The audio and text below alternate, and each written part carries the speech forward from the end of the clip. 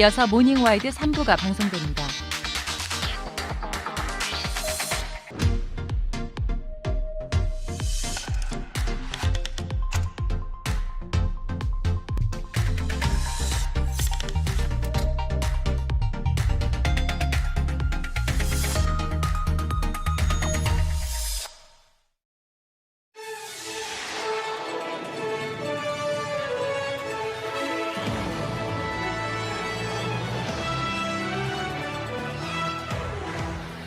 택배 서비스를 이용하는 이유, 바로 집까지 배송되기 때문이죠. 그런데 경기도의 한 아파트 단지에서 집 앞이 아닌 아파트 정문 보행로에 택배 상자들이 가득하다고 합니다. 대체 어떤 사연이 있는 건지 자세한 내용 날에서 취재했습니다. 한우하면 맛있긴 하지만 비싸서 사 먹기가 좀 힘든 고기다라는 인식이 있죠. 실제로 한우 도매가는 계속해서 내리고 있지만 무슨 이유 때문인지 소비자가는 그대로입니다. 대체 누가 중간에서 폭리를 취하길래 그런 건지 경제시사 플러스에서 취재했습니다.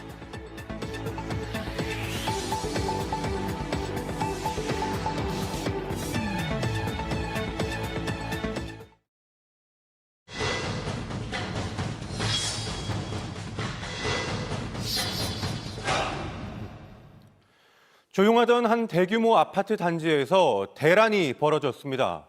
아파트 정문에선 주민들과 업체들 사이에 고성까지 오고 간다는데요. 사건은 불과 열흘 전부터 시작이 됐다는데 대체 무슨 속사정이 있는 걸까요? 자세한 내용 날에서 취재했습니다. 제가 지금 나온 곳은 경기도의 한 아파트 단지 앞인데요. 지금 정문 앞쪽을 보시는 것처럼 택배 박스들이 수북하게 쌓여 있는 모습입니다. 이쪽뿐만 아니라 지금 반대편도 보시면 한 무더기가 지금 쌓여져 있거든요. 무슨 박스죠? 자, 좋기 수천 개는 돼 보이는 택배 상자가 현관 앞이 아닌 아파트 정문 앞에 이렇게 쌓여 있습니다. 빼곡하게 쌓인 택배 중 어느 것이 내 것인지 확인을 하려면 하나하나 또 확인을 해야만 하는 상황인데요. 너무 불편하고요. 집 앞에까지 배달을 해줘야 되는데 문제가 너무 많은 것 같아요. 지금 다 그러고 있어요. 지금 며칠 동안 지금 한 2주 정도. 진짜 짜증나. 괜히 들어오기 싫으니까는. 우리가 관리사무소에서 매번 찾아가서 동 대표님 좀 만나게 해달라. 우리가 협의를 하겠다. 우리 만날 필요가 없다는 거예요, 동 대표님들은. 무슨 일일까요? 자, 어지럽게 쌓인 택배 상자들만큼이나 어수선해 보이는 상황. 왜 이런 일이 빚어진 걸까요? 택배에서 집 문 앞으로 배송을 거부해가지고 택배 대란을 겪고 있는 이 아파트는 약 2,500세대가 거주 중인 대단지입니다.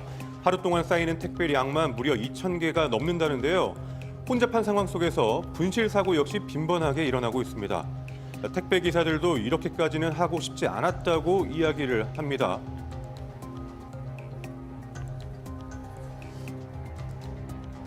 입주자 대표에서 차량을 5월 1일부터 전면 통제하겠다. 의결을 했어요. 지상으로 차를 다니지 말아야겠죠.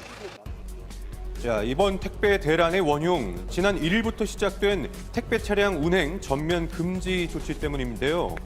아파트 측이 이런 결정을 내린 이유는 아이들의 안전사고 때문이라고 저희 합니다. 어른들은 괜찮은데 아이들이 그만큼 많이 뛰고 놀고 하는 공간들이잖아요. 택배사 측에서는 뭐 애들 없을 때 차량이 올라와도 다칠 위험이 없다라는 식으로 얘기를 하는데 우리 아이도 차 후진할 때 다칠 뻔했거든요. 자, 아이들의 안전과 원활한 택배 배송, 지하 주차장을 통하면 배달 오토바이나 택배 차량들은 지하로 다녀라. 지하로 다녀라. 근데 지하로 다닐 수 있는 구조가 안 돼요. 천장이 낮아서 그런 거예요? 그렇죠. 자, 저 차는 들어갈 수 있어요. 네, 저 낮은 거. 저것만 들어가는 거예요. 그러면 저기에다가 이 적재를 떨어지잖아요. 네. 자, 이것이 그리 간단한 문제가 아니라고 말하는데요.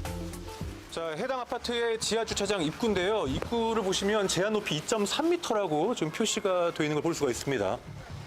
자, 택배 배송 업무의 특성상 많은 물량이 들어가도록 이 차체가 높은 차량이 주로 쓰이기 때문입니다. 어느 정도인가요? 265cm. 2m 65cm가 나와요. 걸리겠네요. 높이가 훨씬 넘죠. 네. 양측의 입장, 조율 가능성은 없는 걸까요? 본인들이 그러면 차량 높이를 낮춘 걸로 바꾸면 돼요. 물론 비용이 들겠죠. 비용이 들겠지만 본인들도 편하고 우리도 안전하려면 본인들이 개선해야죠. 딱 새로 주문하려면은 얼마 들어가요? 300에서 500이. 탑만요. 탑만 따로 예, 탑만 가려 할 때. 자, 이때 택배 기사에게 누군가 다가오는데요. 왔거든요. 아파트 공익하다고 연락왔어요. 이동시켜 주시라는 거 아니면 안에 들어가서 단속하세요. 우리가 소명자료 올릴 테니까 단속하세요. 자, 어쩔 수 없이 아파트 외부에 차를 정차하면 이렇게 불법 주차 과태료까지 부담을 해야 하는 상황. 과거부터 종종 보여왔던 이러한 택배 대란은 총파업까지 이어졌던 적도 있었습니다. 자, 택배 배송 문제를 두고 이처럼 첨예하게 드립하고 있는 택배 기사와 또 입주민들 간의 갈등 상황. 과연 어떤 해결책을 찾아볼 수 있을까요? 택배 대란과 거리가 멀다는 한 아파트를 찾아가 봤습니다. 단지 내에 이 택배원을 별도로 고용하는 방법으로 대란을 피해갈 수 있었다고 하는데요. 자, 이곳 택배원의 조건 다름 아닌 고령자, 독특한 구인 자격에 해당 업체, 지자체와 택배회사 또 사회복지단체의 협력을 통해 운영이 되고 있는 실버 택배라고 합니다. 택배원은 이 구청 보조금과 함께 택배회사로부터 임금을 지급받는 구조인데요. 택배 갈등의 해결책으로 종종 언급이 되고 있는 이 실버 택배 사업, 효과는 물론 다른 이점도 많다고 합니다. 어르신들 일자리도 되고 서로 좋죠. 되게 택배가 급하게 돌아가잖아요. 막 시간에 따라서 막 던져놓고 막 이런 게 없고 어르신들은 그래도 자기 물건처럼 부드럽게 일해주시고 하니까.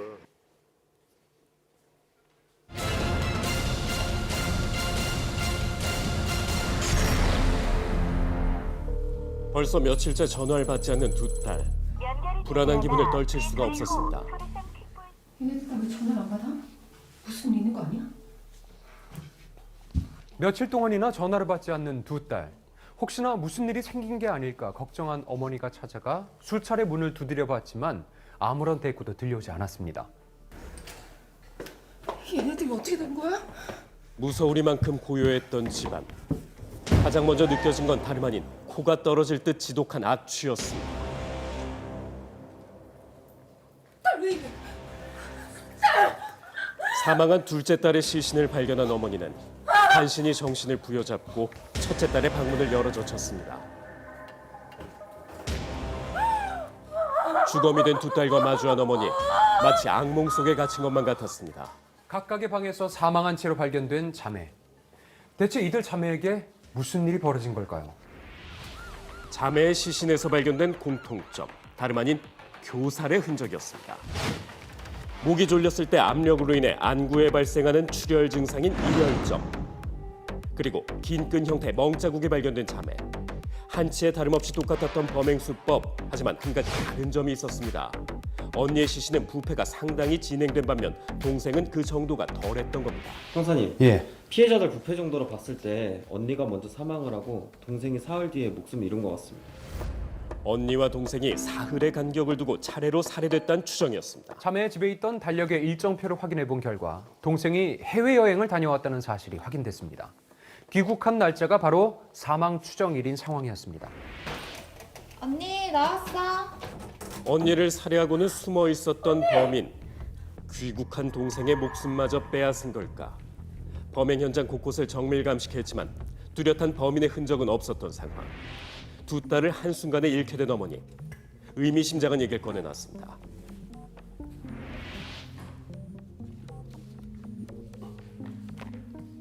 이거 그 사람 짓이에요. 다 그 사람이 한 거라고요. 그 사람이라뇨? 전 남편이 그 사람이 우리 두 딸을 죽인 거라고요. 대체 어머니는 무슨 이유 때문에 전 남편을 범인으로 지목했던 걸까요? 아내에게 다른 남성이 있다고 의심해 빈번하게 폭력을 휘둘렀다는 전 남편. 오늘 너 죽고 나 죽고 하자 지금. 엄마 괜찮아? 아빠 제발 그만 좀 하세요. 제발 정신 좀 차리시라고요. 아이고 애미가 밖으로 싸돌아다니까 딸도 이 모양 아니야. 이것들이 아주 가장 우습게 정말. 당신이 사람이야? 우리 좀 가만히 내버려둬. 제발 그만 좀 하라고. 이건 또 뭐야 이거. 세 모녀에게 집은 안식처가 아니라 숨쉬기조차 버거운 감옥이었습니다. 전 남편의 가정폭력을 견딜 수 없던 어머니는 두 딸과 집을 나섰는데요. 하지만 달아날 곳 따윈 없었습니다. 이것 좀 들어보세요. 네가 어디 있어도 다 내 손바닥 아니야. 너 때문에 애들까지 다치는 줄 알아? 하루에도 몇 번씩 이렇게 협박하는 음성 메시지를 보낸 사람이 아이들이 죽은 날 이후로는 더는 보내질 않았어요. 전 남편의 소인임을 확신하는 어머니, 정말 아버지가 친딸을 살해한 걸까? 아내와 두 딸을 마치 자신 소유의 물건처럼 여겼던 전 남편. 자신의 곁을 떠난 두 딸의 목숨을 끝내 빼앗아 버린 건 아닐까? 하지만 전 남편의 주장은 전혀 달랐습니다. 두 따님이 사망한 이후에는 아내한테 하던 연락을 끊으셨던데 우연이라고 하기에 너무 이상하지 않습니까? 저 역시 두 딸을 잃은 아버지라고요. 제가 왜 그런 짓을 하겠습니까? 어떻게 저를 그렇게 의심을 하세요? 자신 역시 한순간에 자식을 떠나보낸 입장이라며 혐의를 부인하는 아버지. 그런데 수사를 이어가던 중 언니의 휴대전화에서 단서 하나가 포착됩니다. 반드시 감옥에 보내어 죗값을 치르게 하겠다고 문자 메시지를 전송했던 언니. 언니는 도대체 누구에게 또 왜 이런 문자 메시지를 보냈던 걸까? 언니가 문자를 보낸 인물은 동생의 전 남자친구로 밝혀졌죠. 전 남자친구는 동생과 약 1년 동안 교제했지만 최근에 헤어진 상태였는데요. 대체 자매와 전 남자친구 사이에 무슨 일이 있었던 걸까요? 일단 나 잠깐 화장실 좀 갔다 올게.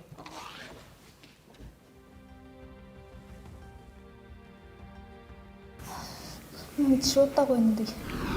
전 남자친구 휴대전화에서 뭔가를 발견하고 굳어지고만 동생의 얼굴. 이거 영상 왜 안 지웠어?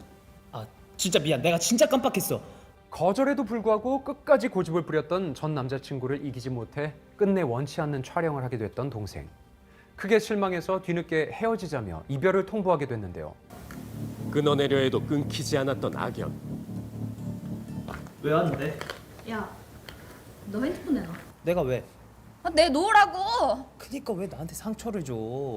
도대체 나한테 바라는 게 뭔데? 별거 없어.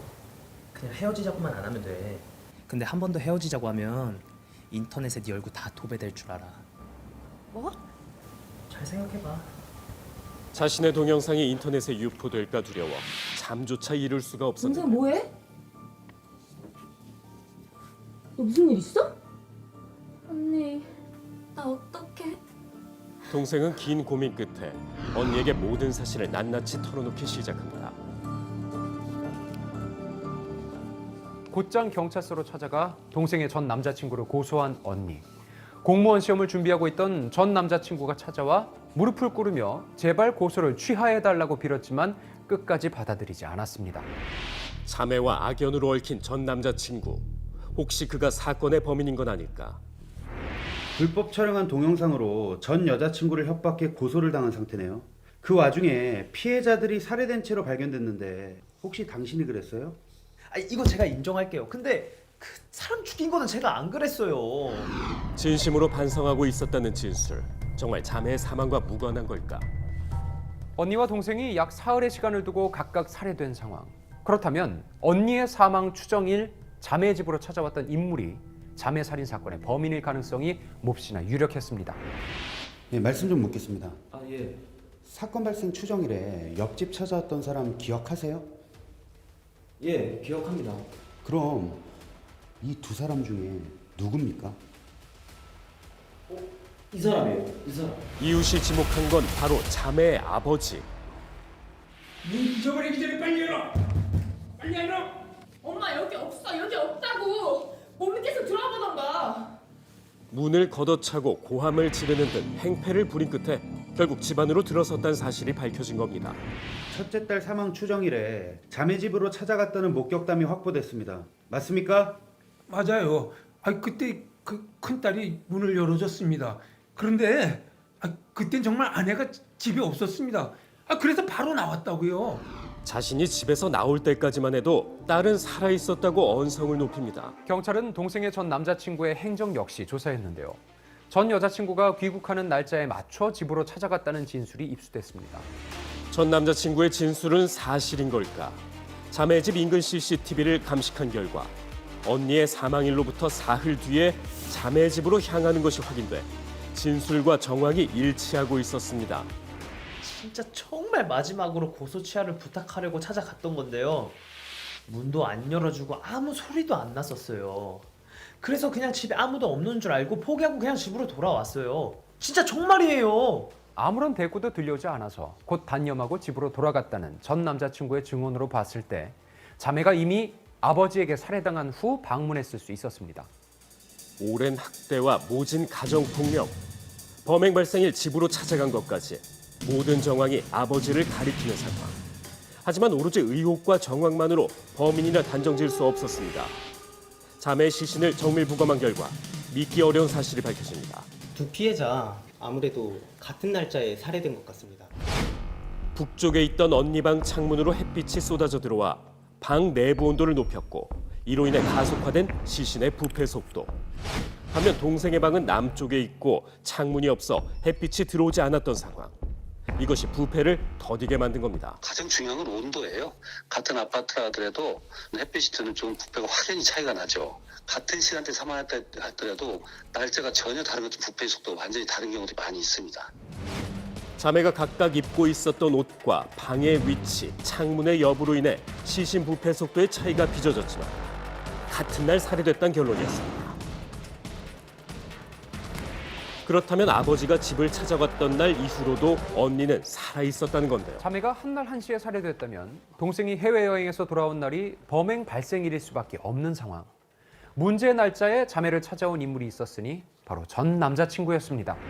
정밀 부검 결과 피해자들 사망일은 동생이 귀국한 날짜로 확인됐습니다. 그날 당신이 집 찾아갔잖아요. 솔직히 얘기하세요. 피해자들 왜 살해했습니까? 그 사람들이 날 우습게 봤어요. 그 사람들이 자초한 일이라고요. 그래서 귀국이 언젠데. 사과하려고 그래, 사과. 그때? 알았어, 고마워. 동생이 귀국하는 날짜를 수소문한 뒤 사건 당일 자매 집으로 찾아간 범인. 탁구입니다. 아무런 의심 없이 문을 열어줬던 언니를 제압해 먼저 살해한 뒤 언니의 휴대전화로 동생에게 빨리 집에 오라는 문자를 보냈습니다. 언니 나왔어. 사랑이라 착각했던 비틀린 집착이 두 사람의 목숨을 빼앗고 말았습니다. 아무런 죄도 없는 두 자매의 목을 조름과 동시에 그 자신의 양심마저도 단단히 틀어주고 숨을 먹게 한 범인. 참혹한 범행 현장에 놓여있던 또 다른 주검은 범인이 끝내 제 스스로 놓아버린 자신의 인간성이었습니다.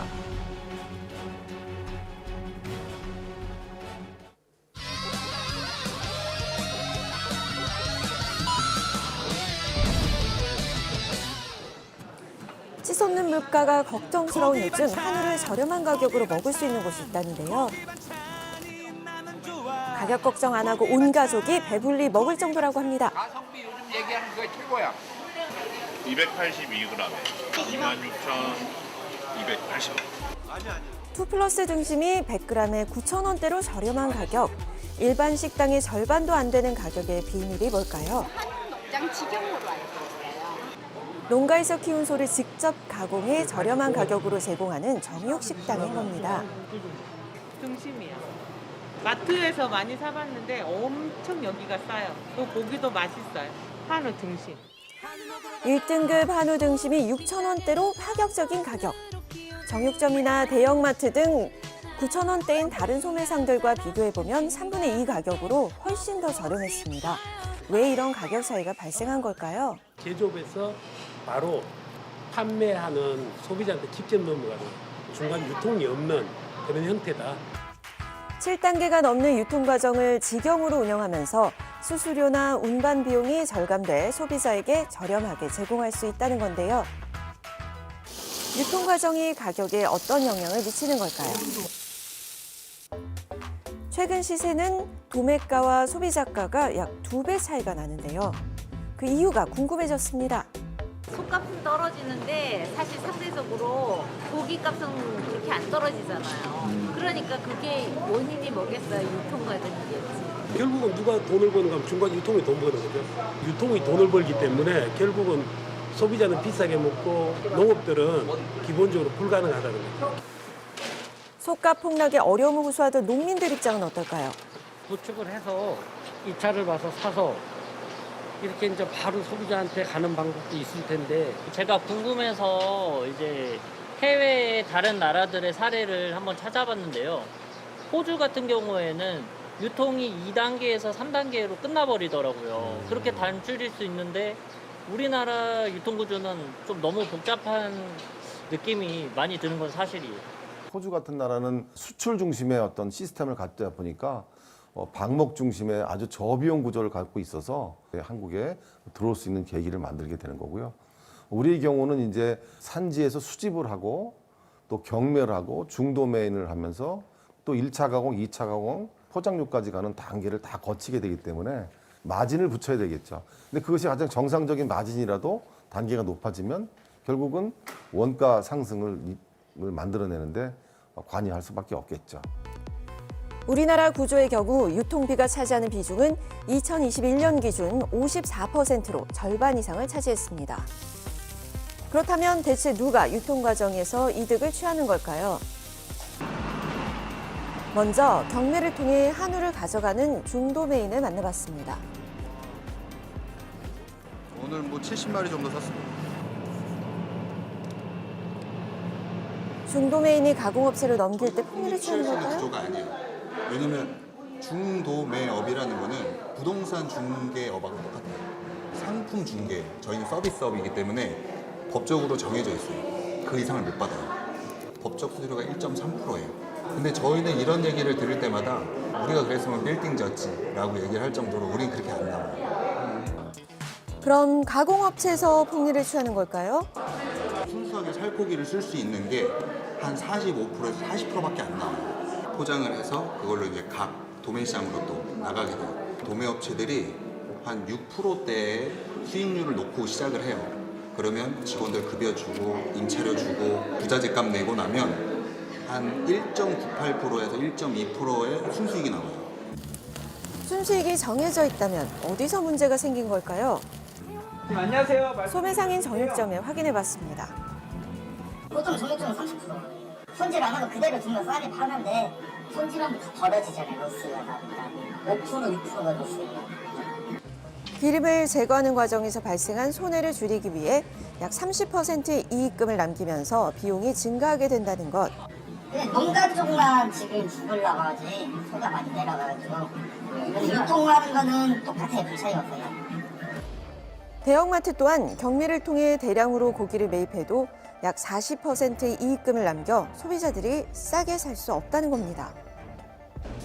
한편 농축협에서는 한우 소비 촉진을 위해 할인 행사를 진행하기도 하는데요. 5시 조금 넘어서 왔어요. 5시쯤 왔어요.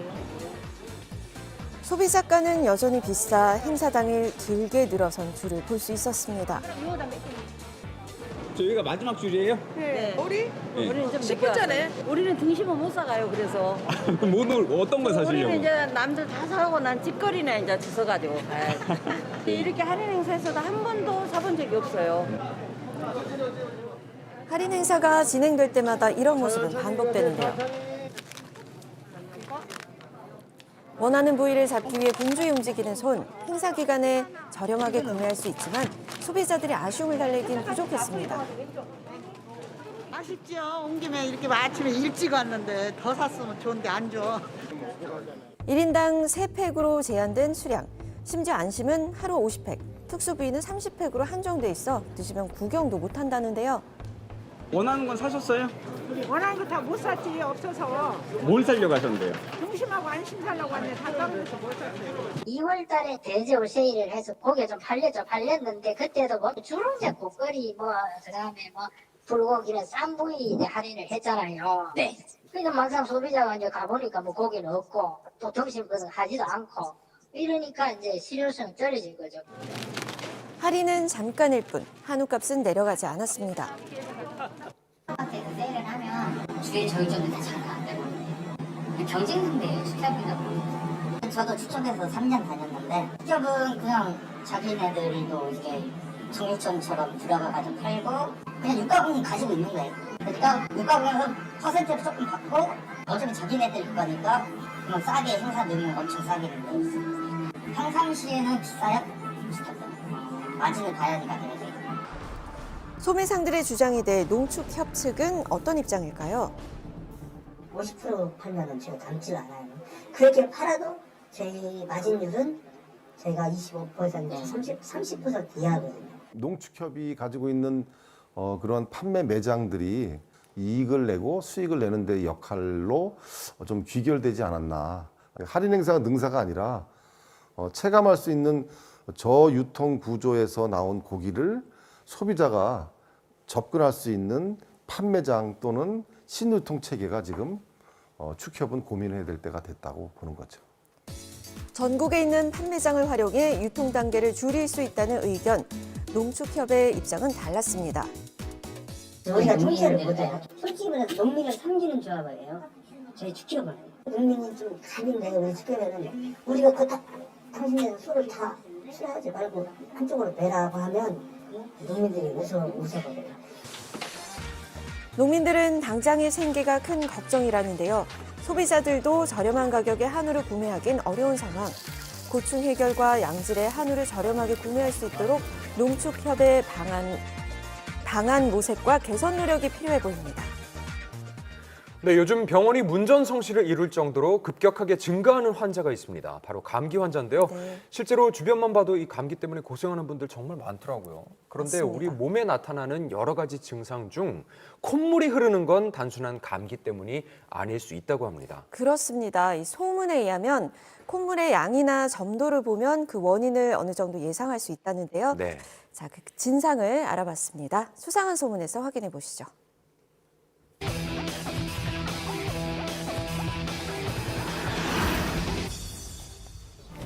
요즘 화제가 된 소문.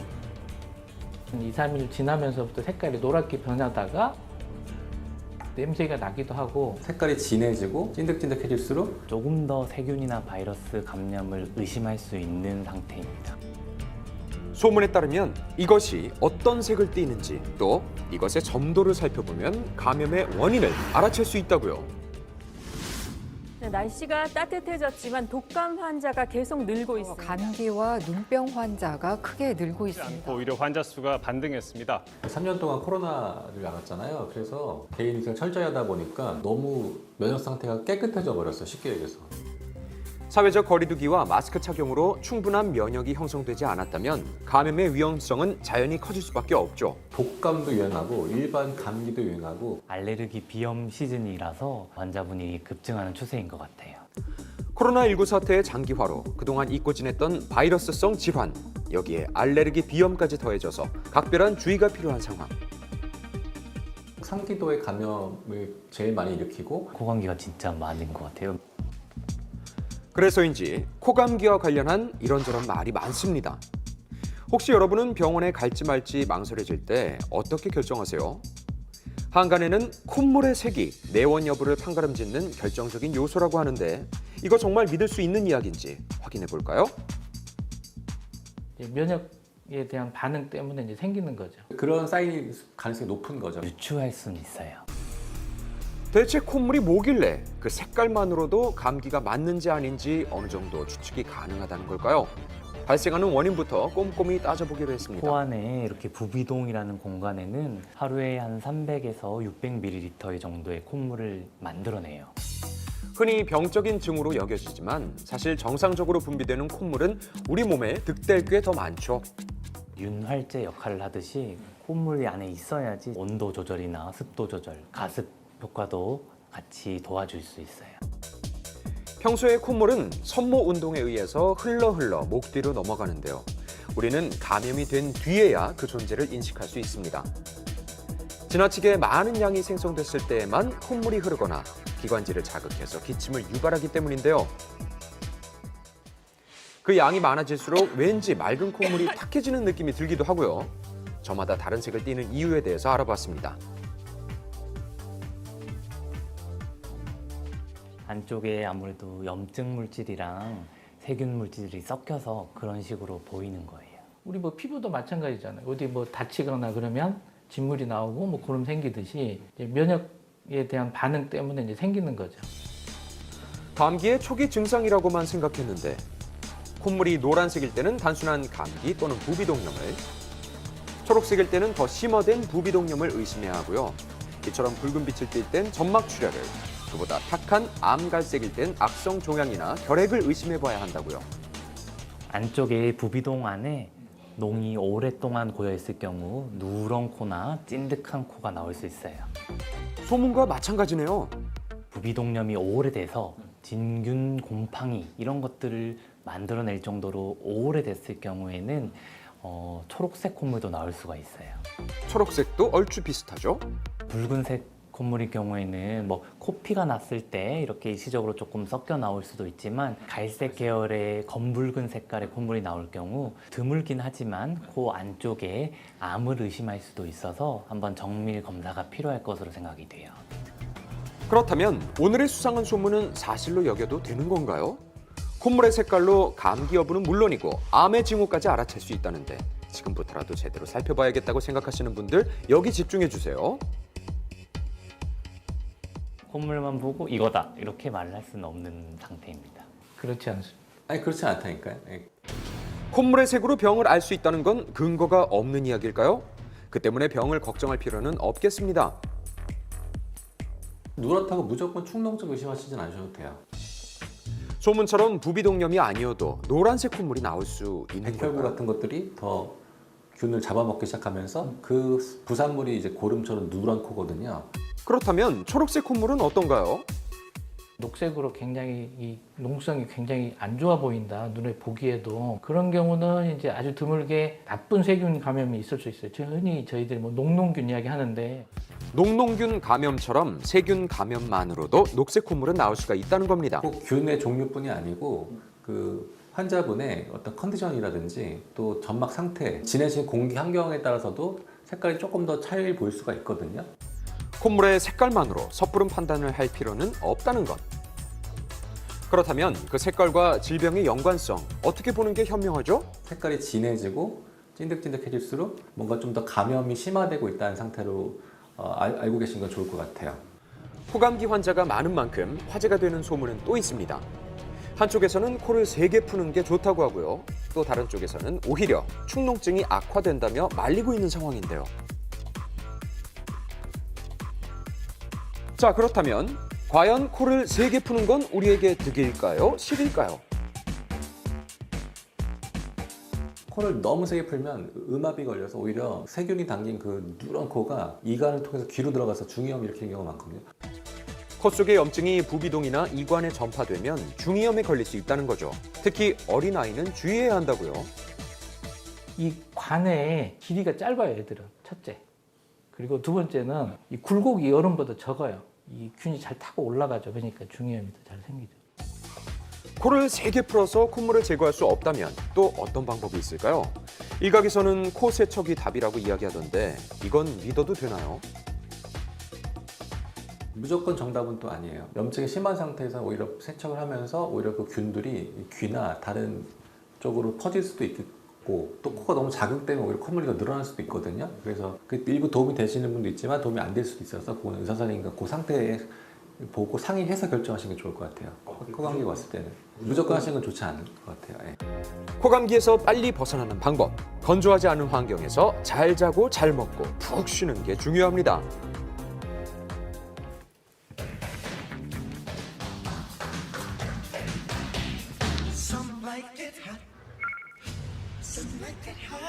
시간당 비용은 저희가 19만 원 조정되어 있는데 4시간이면 7,000원, 6시간이 100만 원. 최근 취업 준비생 사이에서 고가의 비용을 투자해 준비하는 것이 있다고 합니다. 면접장에 들어온 지원자, 면접을 시작하려는데 당황합니다. 면접관 앞이 아니라 컴퓨터 앞, AI가 평가하는 일명 AI 면접입니다. 면접도요?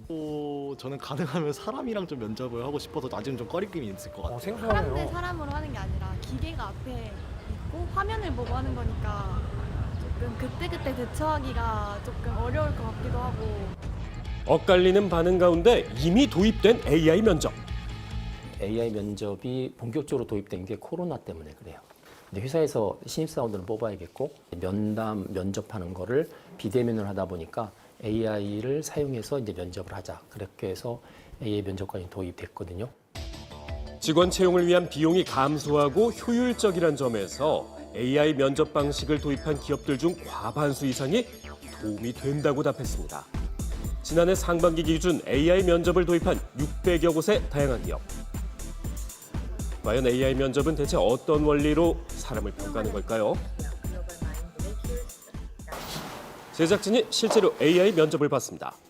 시간에 맞춰서 질문에 맞는 답을 하는데 영상이 녹화되는 방식으로 진행됩니다. 안녕하세요. 제 이름은 박희은이고요. 저의 장점은 긍정적인 것이고 저의 단점은 답변하는 과정에서 시선 처리, 목소리 높낮이, 답변 내용 등 비언어적 표현까지 분석이 가능하다고 하네요. 결과를 확인했더니 하위 5%라는 충격적인 결과. 생각보다 잘한 것 같은데 머리 움직임이 다소 산만하다고 나왔습니다. 나 이런 사람 아닌데. 생소하고 까다로운 면접 방식 때문에 고득점을 위한 컨설팅 업체까지 등장했는데 시선, 톤, 반응, 얼굴 근육 쓰는 것들 자세가 조금만 흐트러져서 주더라도 감점에서 엄청 많이 받는 것도 있거든요. 자세도 봐요. 원인들이 그런 채점 기준, 프로세스 자체를 정확하게 알고 계시기 때문에 평가 기준을 정확히 알고 있다는데 과연 사실일까? 다 근거 없는 추측인 것 같고요. AI라고 하면 다 같은 건 줄 알아요. 그거에 대한 오해인 거죠, 제가 봐서는. 그게 업체마다 또 다릅니다. 기업들이 기업의 인재상, 그 직무의 인재상 이런 것들로 커스텀이 가능한 게 기업마다 원하는 인재상과 직무가 달라 정답이 따로 있진 않다는데요. AI 면접을 수차례 본 취업준비생은 준비 과정부터 쉽지 않았다고 합니다. 왜 붙으면 왜 붙었는지 모르겠고 떨어져도 왜 떨어지는지 모르겠고 나는 똑같이 대답했던 것 같은데 어떤 회사에선 떨어지고 어떤 회사에선 붙으니까 취업 준비생 입장으로서는 너무 답답한 것 같아요. 설문조사에 의하면 60%의 구직자가 관련 정보 부족과 모호한 평가 기준으로 부담을 느낀다고 합니다. 지원자들의 대답으로 결과가 도출되는데 원인이나 분석하는 기준이 모호하고 설명이 불가능해서 중간 과정이 깜깜한 블랙박스와 유사하다는 지적도 있었는데요. 보통 이제 AI에서 가장 중요한 원리 중에 하나가 그거거든요. 설명 가능성. 그러니까 사용자가 설명을 요구했을 때 설명 가능해야 되고 또 하나가 이제 연관된 게 투명성입니다. 얘가 어떻게 해서 결정을 하는지 내용을 다 보여달라. 일단 저희도 지원자에게 AI 결과를 좀 합불이든 합격했든 불합격했든 피드백하는 공개하는 것들을 준비하고 있고요. 근데 이 부분은 인사팀이 할 거냐 말 건지를 정해야 될 것 같아요. 지원자가 많이 궁금해하니까. 그래서 그거는 저희도 준비하고 있고 앞으로 인사팀도 좀 공개하는 추세로 가면 지원자 입장에서 좀 더 명확하게 인지가 될 것 같아요. AI 면접이 증가하는 추세인 만큼 제도적 뒷받침도 필요할 텐데요. 이 알고리즘은 예를 들어서 어떤 성적이 얼마라든지 이런 것들이 중요 사항으로 반영이 된다라는 최소한의 납득할 수 있는 수준의 이런 설명은 제공해야 되지 않느냐는 취지로 저희들이 이런 법을 개정했고요. 누구에게나 공정하고 투명한 채용 방식으로 자리 잡길 기대해 봅니다. 100% 캐시미어, 100% 핸드메이드. 결국 중요한 건 100%라는 사실. 세계 판매 1위 유산균, 컬처럴 다이제스티브 헬스. 컬처럴. 오늘 냄새, 오늘 리셋. 청바지 냄새도, 가디건 냄새도 상쾌하게 끝내볼까? 오늘 냄새, 오늘 리셋. 내일 또 입어야지. 라벤더. 실외 날씨만큼 실내 날씨도 중요하니까.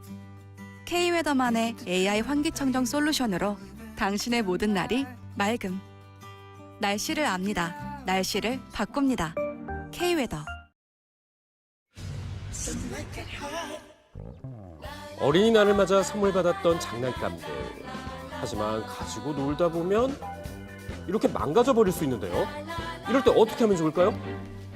바로 이곳을 찾아가면 된다고 합니다. 비장함이 감도는 이곳. 들리는 건 연장 소리뿐. 대체 정체가 뭘까요? 장난감병원이지. 장난감 종합병원. 망가진 장난감을 고쳐준다는 종합병원. 고쳐주시는 분들도 박사님으로 불린다는데요. 진료를 기다리는 장난감이 한가득입니다. 게다가 진료는 모두 무료. 오늘의 환자를 고른 박사님. 이 장난감 문제가 심각한가 본데요. 익사 직전이지 뭘 병. 익사 직전이란 장난감. 소리가 나야 정상이라고 하는데요. 분주한 박사님의 손을 거치고 나니 기적적으로 살아났습니다. 내과는 물론 정형외과까지 전문 분야도 제각각. 이분들 손에 들어간 이상 망가진 장난감들의 목표는 단 하나? 퇴원시켜야지. 빨리빨리 퇴원시켜. 꼼짝 안 하던 이 자동차. 박사님이 손보고 나니 마치 새 것처럼 움직입니다. 수술 대성공이죠? 엄청난 실력 덕분에 동심을 지킨 아이들의 감사 인사가 한가득입니다. 만족도도 최상이라는데요. 매일 최대 40개의 장난감을 고친다는 이곳. 전국 각지에서 환자가 몰립니다. 이 모든 작업을 무료로 진행한 이유는 바로 동심을 지키기 위해 모인 박사님들의 특별한 이력 덕분이라고요. 대학에서 교수님들의 정리를 하면서 실버들이 어린이를 위해서 이렇게 봉사하는 이런 게 있으니까 한번 같이 해보자. 아니요. 전직 교수, 교사였던 분들이 모여 세운 이곳. 특별한 진료가 이어진 지도 12년째. 직접 병원을 찾는 손님도 적지 않습니다. 감사드리죠. 애기들 아끼는 장난감을 또 새로 사기는 좀 부담스럽고 또 중고로 사자니 좀 마음이 안 좋아서. 병원을 가득 채운 장난감들 덕분에 이곳을 찾는 아이는 물론 부모님의 발걸음도 가볍습니다. 애기들 장난감이 한두 푼 하는 것도 아니고, 그리고 애들은 하나 가지고도 되게 오래 가지고 놀지만 근데 그 사이에 되게 장고장이 많이 나거든요. 근데 그때마다 이렇게 아무 이유 없이 고쳐주시니까 저희 입장에서 너무 좋죠. 심지어 진료뿐 아니라 실증난 장난감을 교환해주고요. 게다가 선물까지 준다고 하니 아이들이 가장 좋아하는 병원이라고 해도 되겠죠. 선자 같은 애들 생각하면서 고쳐주는 거 아니야. 응? 우리 손주들 얼마나 이뻐. 고장난 장난감 버리지 말고 이곳을 찾아와 보는 건 어떨까요?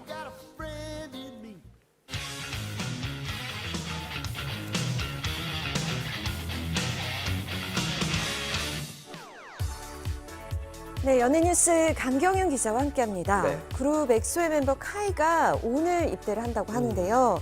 엑소의 컴백을 기다려온 팬들 무척 당황스럽겠어요. 맞아요. 온라인에서는 뭐 국내 국외 할 거 없이 이 소식 때문에 아주 뜨겁죠. 네, 그렇습니다.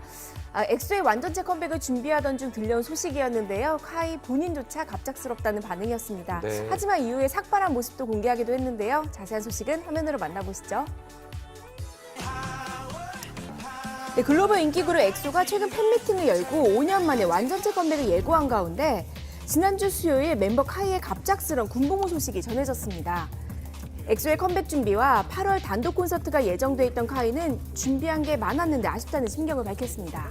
1년 좀 넘는 시간 동안 여러분들 생각하면서 또 어떤 멋진 모습으로 나타날지 국방의 의미를 다하면서 보내고 있을 테니까요. 꼭 기다려주세요. 아셨죠?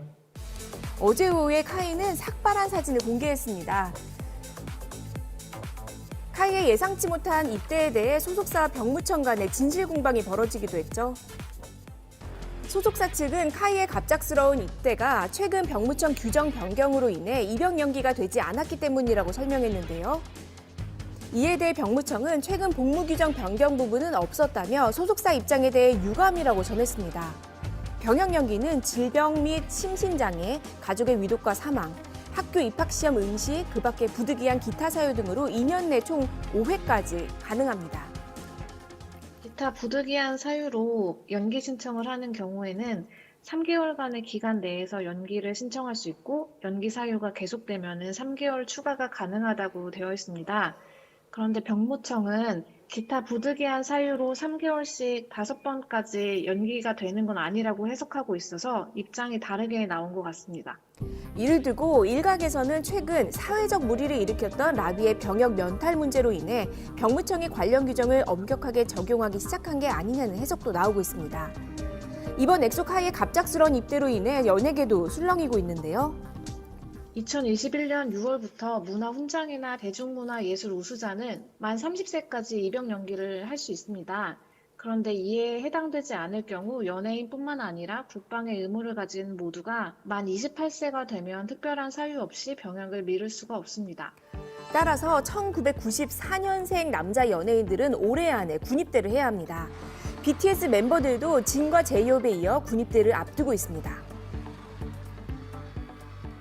RM은 팬 커뮤니티를 통해 군입대를 앞둔 심경을 이야기했는데요. 군대에 대해 솔직히 다녀온 게 어떨까 궁금하고 두렵다라며 시간은 참 빠르고 모든 건 변하고 자신도 변한다면서 더 이상 무책임하게 모든 사랑을 요구하거나 엉엉 매달리고 싶지만은 않다라고 털어놨습니다.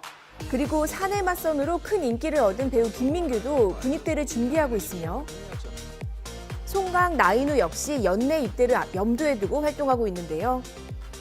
병무청이 앞으로 해당 규정에 맞게 조치할 것이라고 입장을 밝힌 만큼 당분간 연예계에는 군입대 소식이 연이어 전해질 것으로 전망되고 있습니다. 10개월 만에 컴백한 걸그룹 에스파가 앨범 발매 첫날 137만 장을 판매하며 K-팝 걸그룹 신기록을 달성했습니다. 앞서 컴백한 르세라핌의 첫날 판매량 102만 장을 넘어서면서 연이어 역대 판매량 기록을 다시 쓰고 있습니다.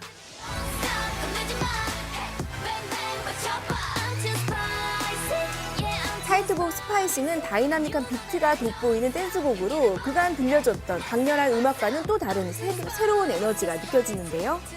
듣는 것처럼 매운맛의 곡인 것 같아요. 좀 여름의 매운맛? 제 생각엔 드라이브 할 때나 그럴 때 듣기에 되게 좋을 것 같더라고요. 스파이시는 국내뿐 아니라 20개국 아이튠즈 톱 앨범 차트 1위를 차지하며 해외 팬들에게도 많은 사랑을 받고 있습니다. 아이브부터 르세라핌, 에스파까지 가요계의 걸그룹의 독보적인 활약이 이어지고 있는 가운데 다음 주부터 또 다른 걸그룹들의 출격이 예정돼 있는데요. 바로 어제 여자아이들은 6번째 미니 앨범 발표를 앞두고 신곡 뮤직비디오를 선공개했고요. 최근 미국 투어와 팬미팅을 성공리에 마친 드림캐쳐 역시 티저 사진 공개와 함께 컴백 준비에 박차를 가하고 있습니다. 걸그룹들이 경쟁을 벌일 올봄 한국 연예계에 전 세계 팬들의 관심이 집중되고 있습니다. 할리우드 스타 로버트 드니로가 79의 나이에 늦둥이를 낳은 사실이 알려져 화제를 모으고 있습니다. So listen, I know you have 6 kids, but like, have you? I just had a baby. 7? Oh my goodness! Congratulations! I'm so sorry. Hey, 7. 네, 영화 홍보 인터뷰를 하던 중 깜짝 공개를 한 것이었는데요. 아이의 생모는 지난 2015년 영화 촬영 중 만나 호흡을 맞춘 무술 트레이너로 41살 연하로 알려져 있습니다. 로버트 드니로는 이전까지 부인 2명과 여자친구 1명 사이에서 총 6명의 자녀를 두고 있었는데요. 첫째 딸과 막내 아이의 나이 차이가 무려 50년이 넘네요. 네, 할리우드에서는 이렇게 고령의 나이에 늦둥이를 본 스타들이 참 많은 것으로 알려져 있죠. 멜 깁슨은 지난 2017년 35살 연하의 여자친구 사이에서 9번째 자녀를 낳았는데 당시 나이가 61였습니다. Congratulations on the bub too. How is he? 네, 출산 직후 한 매체의 축하 인사에 아들 사진을 공개하기도 했는데요. 그 아들이 이렇게 자랐답니다. 벌써요? 네, 리차드 기어 역시 2020년 70의 나이에 37살 아내와의 사이에서 늦둥이를 낳았고요. 일본인 아내와 5번째 결혼을 한 니콜라스 케이지도 지난해 58살의 나이로 30살 연하의 아내와의 사이에서 딸을 출산했습니다. 이 밖에 알렉 볼드윈이 62살의 나이에 브루스 윌리슨도 환갑의 나이에 늦둥이를 딸을 얻어 전 세계 팬들을 놀라게 한 바 있죠. 네, 정말 많이 놀랍네요. 나이를 무색하게 만드는 멋진 모습인데요. 오늘도 연예인 뉴스 잘 들었습니다. 고맙습니다. 고맙습니다.